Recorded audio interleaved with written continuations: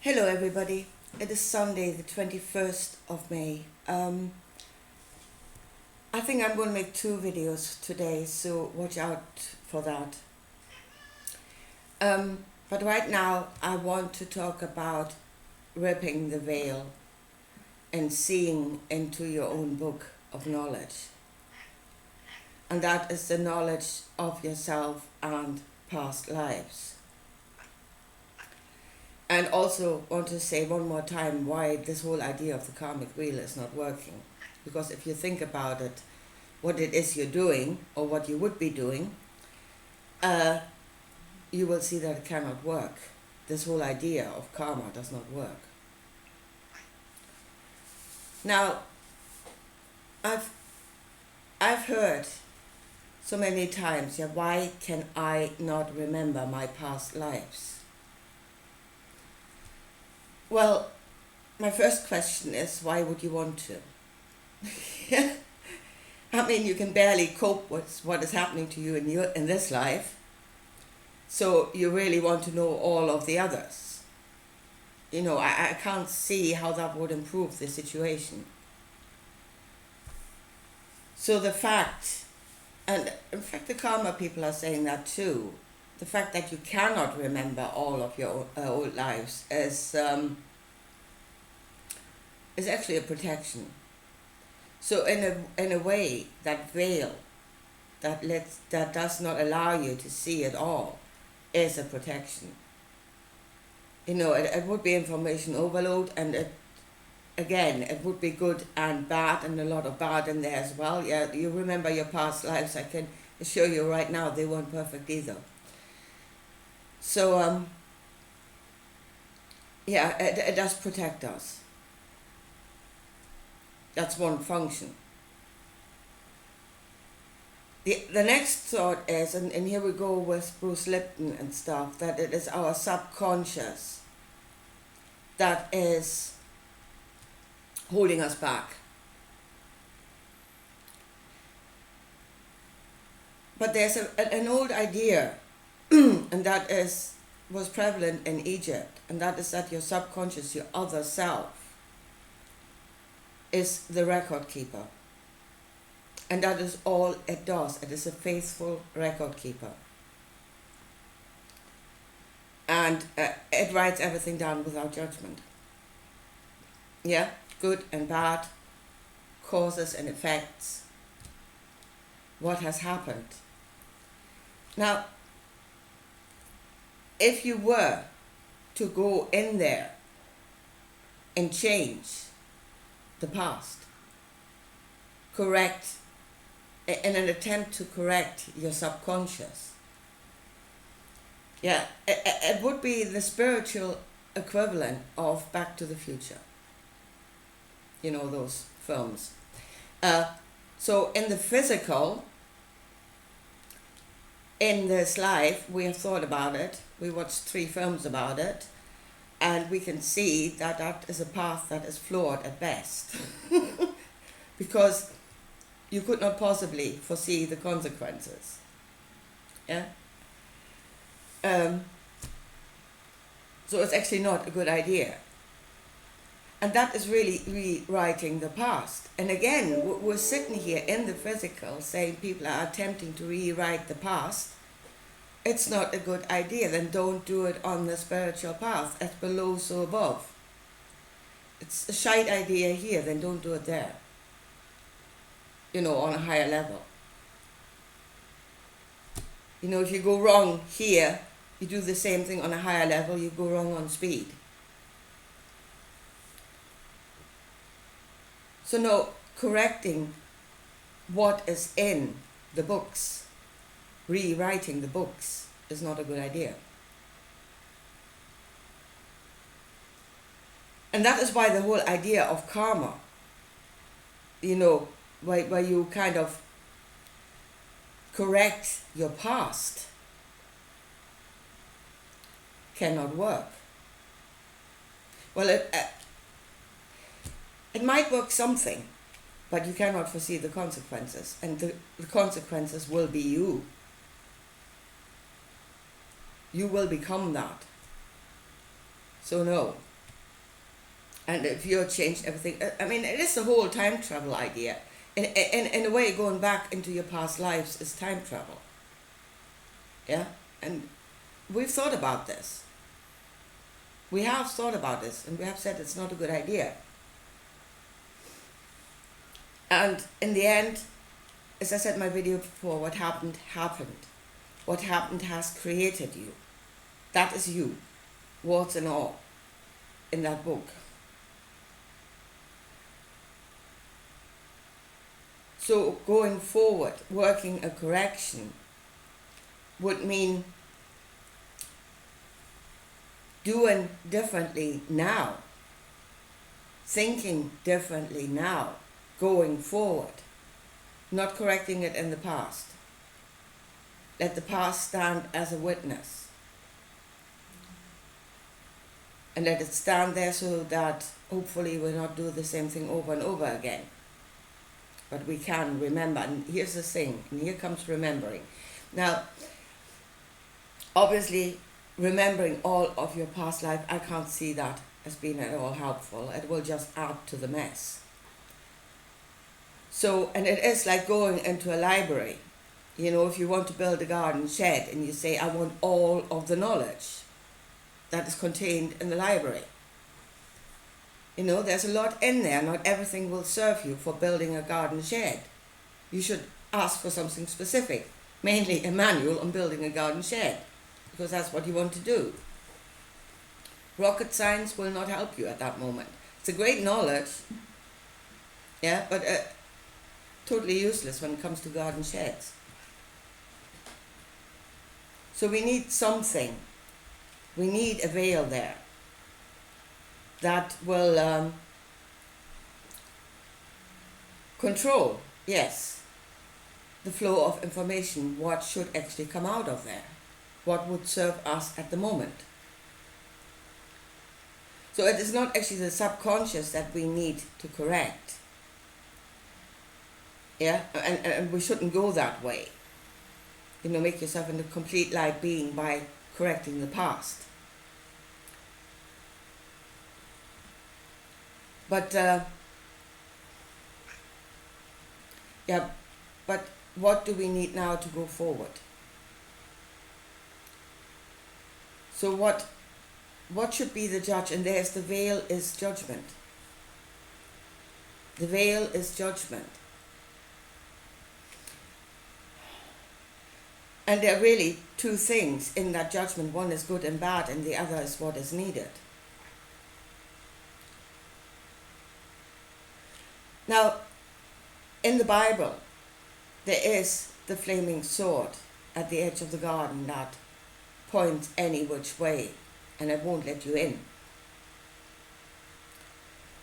That flaming sword, I said before, flames are thoughts, but even more than that, those are thoughts of judgment. Those are thoughts of guilt. Those are thoughts of that create fear of retribution. Fear of getting hurt. Fear, you know, that is what is keeping you out. Oh, that is the veil that is on our books at the moment. That is the seal that is sealing our books at the moment. And that seal has been created through the teachings of we are fallen beings. We've done something wrong. Yeah? We have fallen from, you know, the highest heaven. There is nothing in the highest heaven. The Creator cannot be known by its creation. There's nothing in there. You cannot be in that highest heaven. You cannot exist there. So, but is then becoming a created thing a fall? Well, you no longer know all, but that is because it will serve you. If you knew all in the small part that you are, it would fry you. And are we guilty that we wanted to experience ourselves as a part of all? Or is that the whole point of creation? Yeah, I mean, if Creator doesn't create, then what is his point?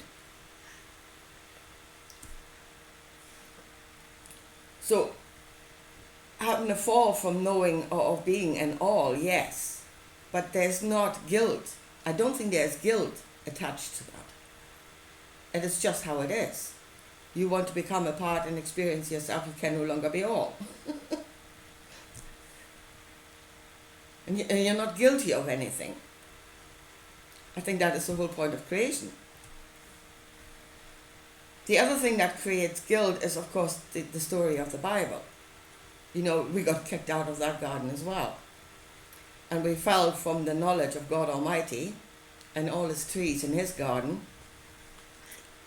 You know, guilty, guilty us, that we fell from that. Well, if you see clearly why he assembled those trees of knowledge and what his intention was, and that is to rule over, to subdue all life and to have dominion over it, and you know, I think we escaped. Yeah, we didn't fall, we escaped. Again, it bars us from the knowledge of that garden, or that God will bar us. And again, he's doing that by guilt. You know, guilty you that you're no longer doing my will. Yeah, wisdom will tell you shouldn't do his will. He's on the wrong path. But that is what is creating the veil at the moment. This idea of ourselves having fallen and being so sinful and yeah, you know, if you ever go through that veil again, you're going to get clubbered, which creates fear. So it is not so much the subconscious that we need to correct, or we shouldn't correct. I really don't think we should correct. But it is the veil that needs correction. What should determine what is coming out of that? And it shouldn't be all. Just that which would serve us at the moment, and what should come out. Because, I mean, it's happening at the moment. We do get insights. Yeah? And a lot of it is coming out of ourselves. Some might come from somewhere else, but a lot of it is coming from inside of ourselves. So what should determine what's coming out? And then really a veil that would serve us. Yeah? There is knowledge of good and bad in there. There is knowledge of outcomes in there. And there is facts about this world, about how things work. And it is really like, you know, I want to build a garden shed. What can you bring me out of my library that will serve me to do that? Sorry. That it should serve life. That should be the veil. That it should serve life, that it should bring us forward into a better world. You know, knowledge that is not given to rule over, but in order to form connections, in order to build what we need to have, or even ask, that is the next step, is asking or knowing that we will receive. But in order to be of sound mind in what it is we're asking for, I mean, then the knowledge of our experiences would obviously serve us. The knowledge of our past would serve us. And that is how it should come out of that book, Through the Veil. That what should serve. Not, you know, having a thick layer of guilt there, and not saying, well, I need to correct everything in there to become a light being. No. going forward, not going back. So that is what we need to correct. We need to correct the veil, and and then first of all we need to think about ourselves differently. And at the moment the veil on our books, that's a seal that seals our books, is created by something else. Then let us create our own seal that we can open and close and let out what we need without the fear of judgment. And I think that is an important step on our way to becoming this greater awareness. We need to be in charge of our own book, but we need to be in charge of it. You know, it's not just fling it over and let it all out. Something needs to control what's coming out, but we need to be the ones that are creating the veil. And it's not to be created by something else, and we are standing here in fear of looking at ourselves.